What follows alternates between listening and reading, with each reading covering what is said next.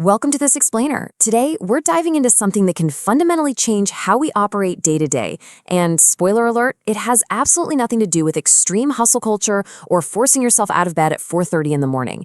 Instead, we're going to look at how to quietly reprogram the environment your brain learns from. We'll be exploring 7 subtle morning habits that literally teach your brain to make better decisions, but with significantly less effort. These are simple, practical, psychology-backed shifts that can completely transform your daily routine. Okay, let's dive right into this.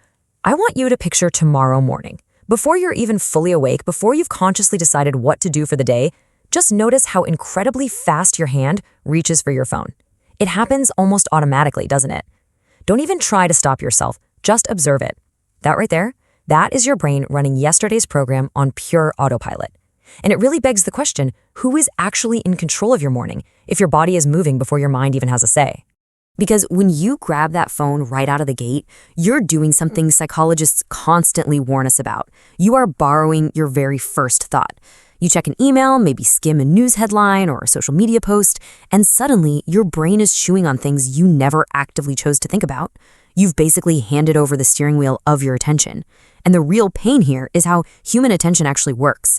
Think about it. If you read a frustrating email that takes, say, 30 seconds to skim, you don't just put it away. That 30-second email is going to quietly hijack 30 entire minutes of your brain space while you're brushing your teeth or standing in the shower.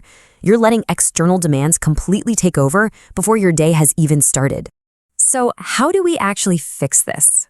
Well, that brings us to phase 1, reclaim your morning attention.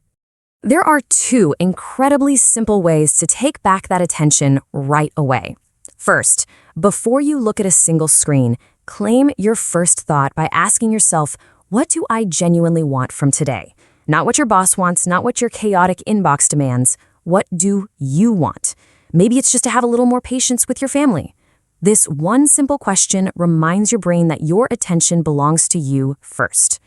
Second, remove one tiny source of friction.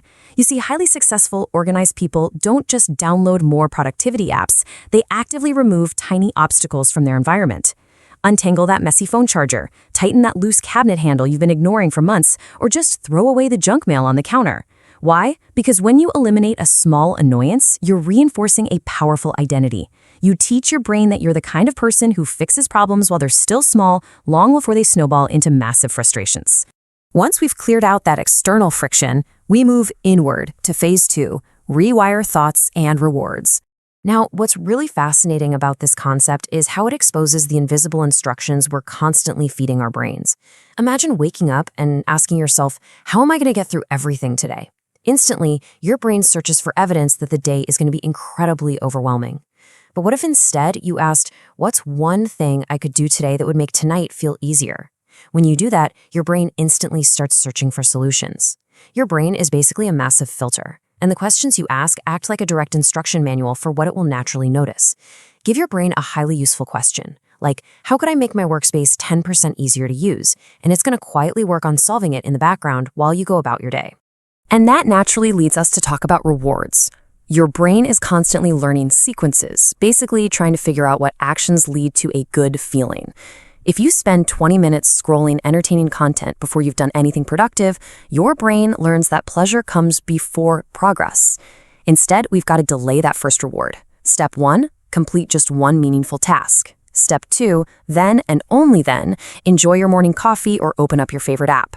Step 3 is where the magic happens. You're teaching your brain that effort isn't some horrible obstacle blocking your enjoyment, but rather it's the required process that earns it. Psychologists call this reinforcement learning, and it makes discipline feel way less like resistance and much more like a natural, easy routine, which builds perfectly into phase 3, design your future self. To pull this off, we have to overcome a sneaky psychological hurdle called present bias. This is your brain's natural, hardwired tendency to value immediate comfort way, way more than future convenience. It's exactly why we tell ourselves, oh, I'll clean that later, or I'll deal with it tomorrow.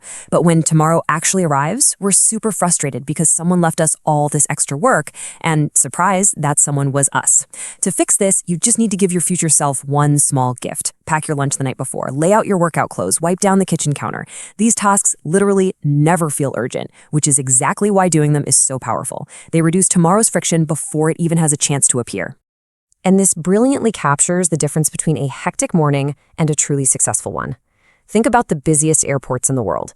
They don't run smoothly because the staff is just incredible at constantly putting out fires and solving last-minute emergencies. Not at all. They run smoothly because thousands of tiny pre-planned decisions prevent those emergencies from happening in the first place.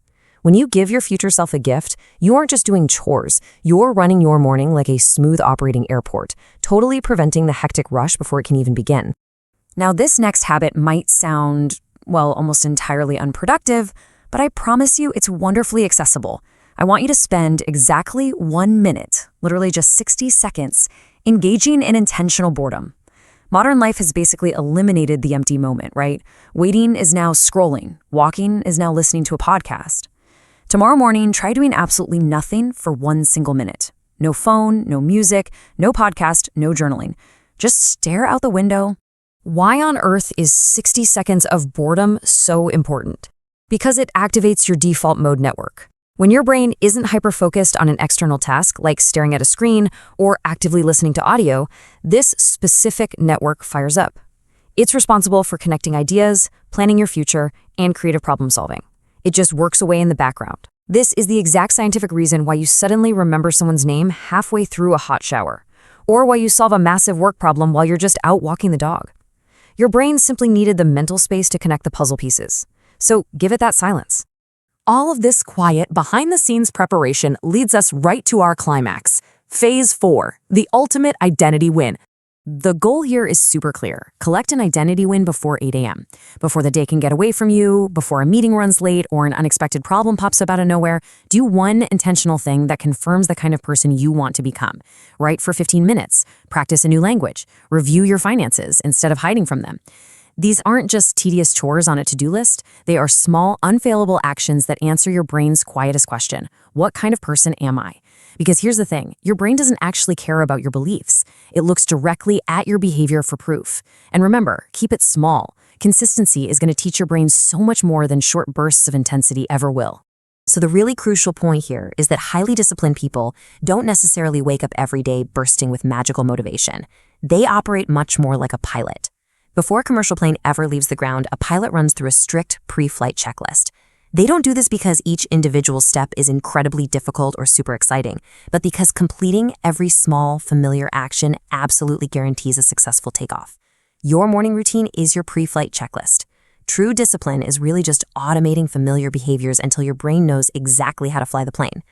And that brings us to the core thesis of all these habits, captured so perfectly in this idea. Every action becomes a vote for the type of person you believe yourself to be. If you read 10 pages every single morning for 6 months, you stop telling people you're trying to read more. You simply become a reader. You don't have to completely redesign your entire life overnight or magically become a different person by tomorrow. You just need to teach your brain new automatic patterns until success feels completely 100% natural. As we wrap up this explainer, I want to leave you with one final thought to really chew on. Hidden inside tomorrow's perfectly ordinary morning are dozens of opportunities to teach your brain something totally new. So I have to ask you, what is one small piece of evidence you're going to give your brain tomorrow morning to remind it exactly who you are becoming? Think about that tonight.